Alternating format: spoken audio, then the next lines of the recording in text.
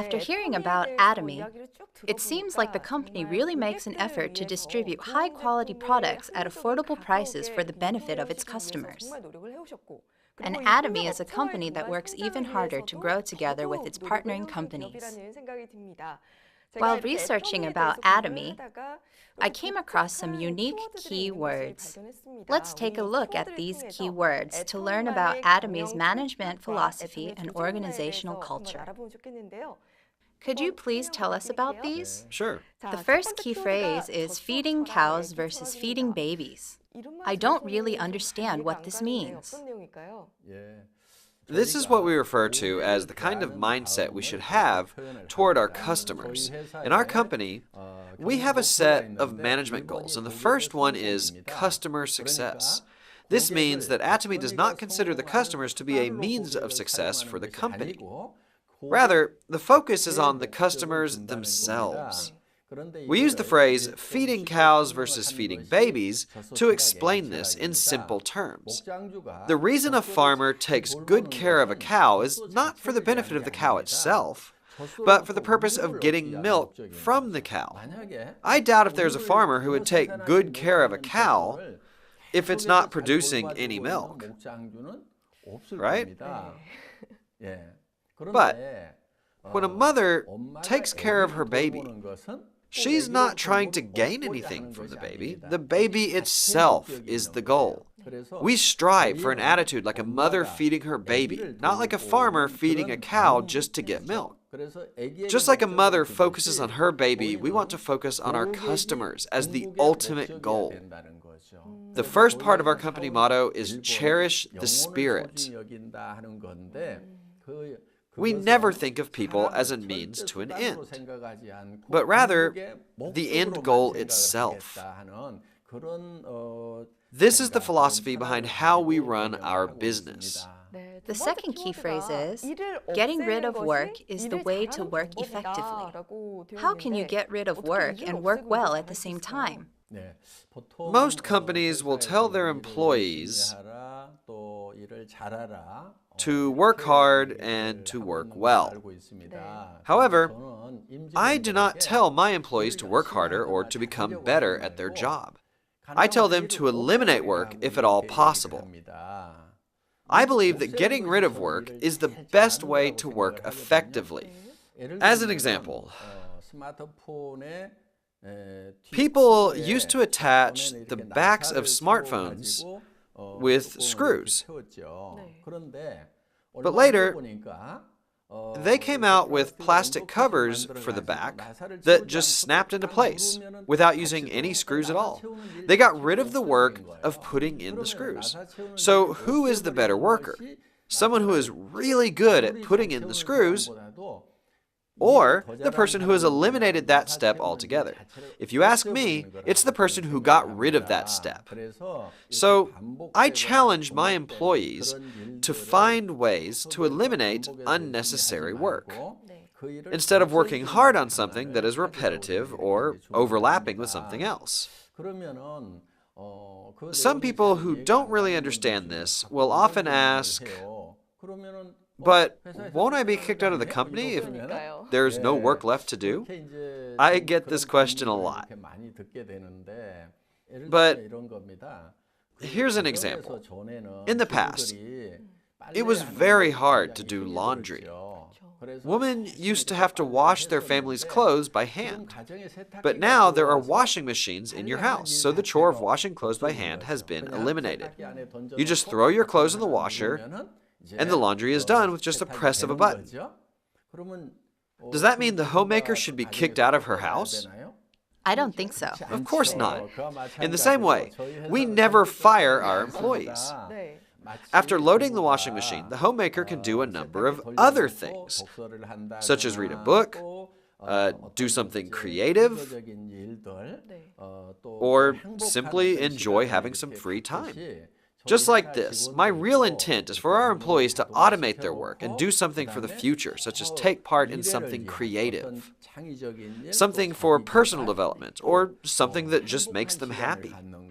This is what I mean by getting rid of work. From what you're saying, you will never fire your employees, right? But won't the employees just sit around and not get anything done? When people are hired as full-time employees of Atomy, we give them job security until the day they retire. After telling them that I would never fire anyone, even if they didn't do any work at all, a lot of people asked, well, what happens if everyone really just sits around all day playing, just not doing any work? But I believe that people inherently like to work more than they like to play. Of course, there are people who say work is difficult and that they don't like it. But there is a reason behind that. It's because those employees don't have the power to make their own choices and have to follow orders that are assigned from above. They don't like to work because they have to work like a machine in some ways. But if employees are given the power to make their own decisions, they may agree with me that there is nothing more fun than working. That's why if someone joins our company, we don't give them a job description filled with tasks. Instead, we just leave them alone for a little while. I believe it's much more effective for the employees to find work to do on their own initiative and decide to take on specific tasks for themselves. Work shouldn't be something that you dread. I think work should be more fun than play. There is actually something that I'm most curious about. I've heard that employees who play all day also have a role. What kind of role do they play? When managing a company, there is a common practice of firing the bottom 5 to 10% of your workforce every year. This is a management practice from the United States. If you do this, it has the effect of making the employees work really hard so they're not the ones who get fired. But there's a problem with doing things this way. There's a tendency for employees to not cooperate with each other since it comes down to either you or your coworker being fired. You are put into a desperate situation. You should be working together with others at work. But this is impossible because you are competing with them. You have to step over them. Therefore, instead of individual accomplishments through competition, I believe that collaborative achievements through cooperation is much more efficient.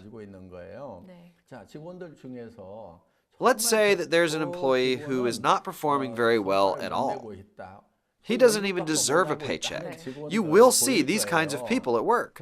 But we don't fire this person because he actually plays an important role. When the other employees see that even a person like that won't be fired, they will be assured that they can continue with this company for a lifetime as long as it does well. It gives them peace of mind and a mentality of cooperation without competition, as they hope for the company to do well.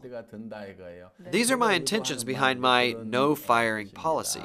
It sounds like you are creating Atomy to be a company where employees feel secure and grow together by working cooperatively. Yes, I'm trying to create that kind of environment.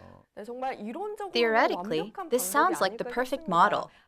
But I wonder if a company policy with so much freedom really leads to results. Yes, the data tells us that it really works. Our employees each produce sales amounting to $7 million every year. So, with a total revenue of $1 billion and only about 130 employees, this is historically unheard of in the distribution industry. Objective data shows that employee productivity per person is very high with Atomy. Atomy really seems to be a very efficient organization when it comes to productivity. I also came across the phrase assistant manager part while reading about Atomy. May I ask, is this your nickname?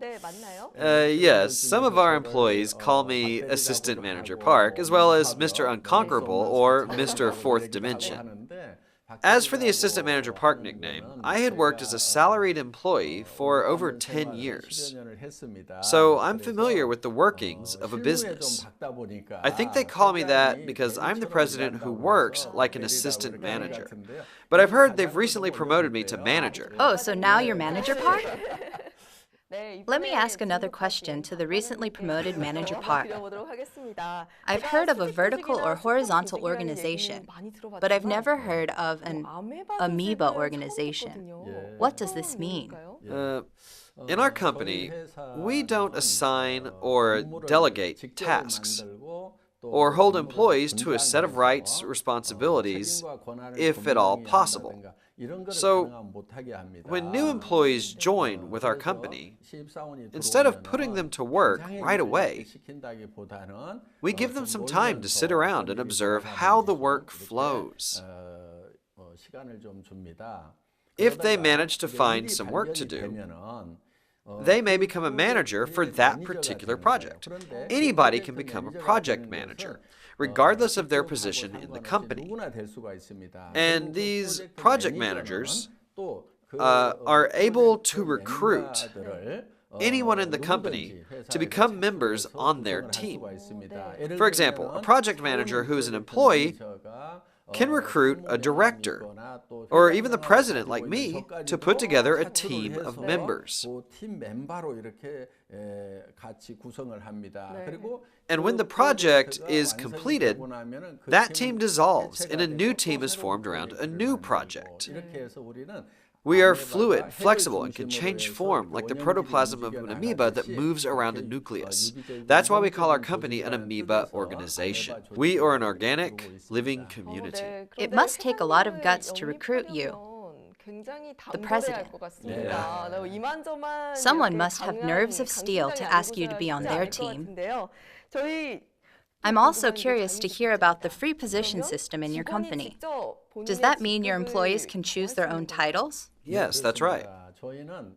When you join our company, you have the freedom to decide on the position title that gets printed on your business card. So a new employee can become a manager or even the head of a department. Internally, the position names don't really mean anything. The titles are mostly for external purposes. President Park, I also heard that when you work, you put emphasis on a chutzpah mindset. What exactly is a chutzpah mindset? The chutzpah mindset can be found in Israel's education philosophy. It means to be bold and brazen and never stop asking questions. If my employees have any questions while working, I strongly encourage them to be audacious and tenacious and constantly ask questions until they understand. This is the type of mindset that they should have. Employees should not go easy on me just because I'm the president. I have put down my title. So with all titles aside, let's create an atmosphere of working face to face. It is with this purpose that I preach the chutzpah mindset. By doing so, I think the employees can have more influence on different aspects of the company. Yes, the point is not to use power or authority, but to use influence when working. In a horizontal organization, I believe that having a broad range of influence is true impact.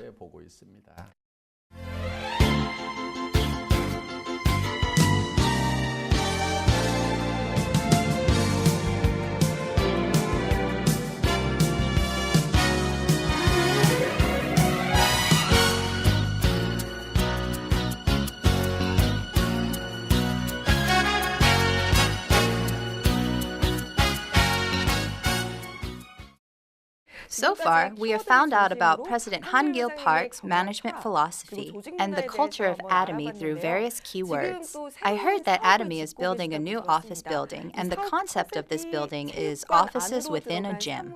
Could you please share with us your motivation behind this project? Usually, companies tell their employees to work hard and to work a lot. But I tell my employees to try and eliminate work.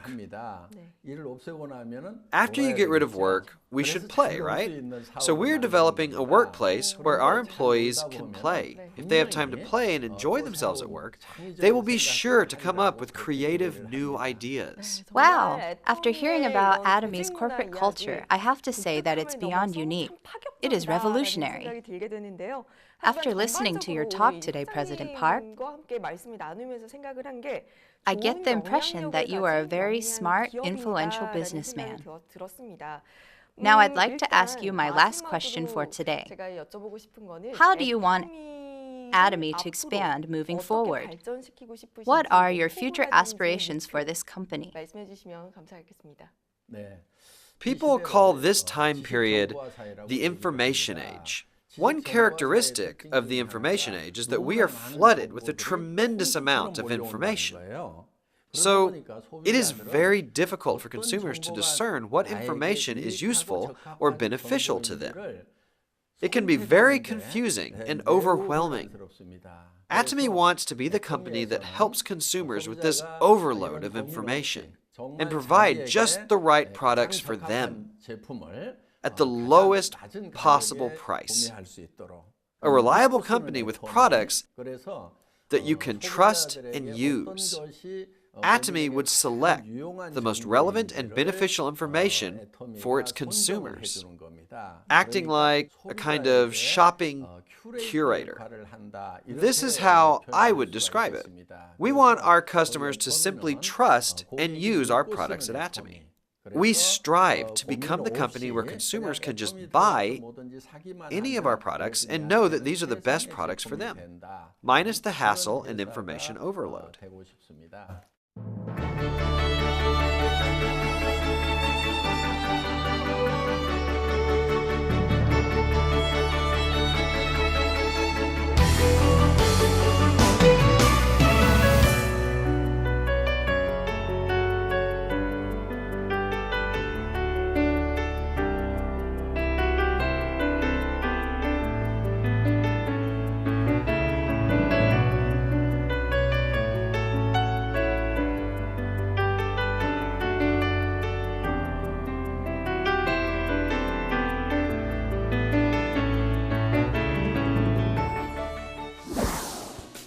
We had President Han-gil Park of Atomy on the show today. We were able to hear about his management philosophy and company's goals from a different perspective. Of course, increasing sales and growing as a global company is important. But what stood out was President Park's great resolve and belief in the importance of winning customers' trust through every effort. We hope for Atomy to become a company loved by many consumers around the world. President Han-gil Park, thank you so much for being with us today.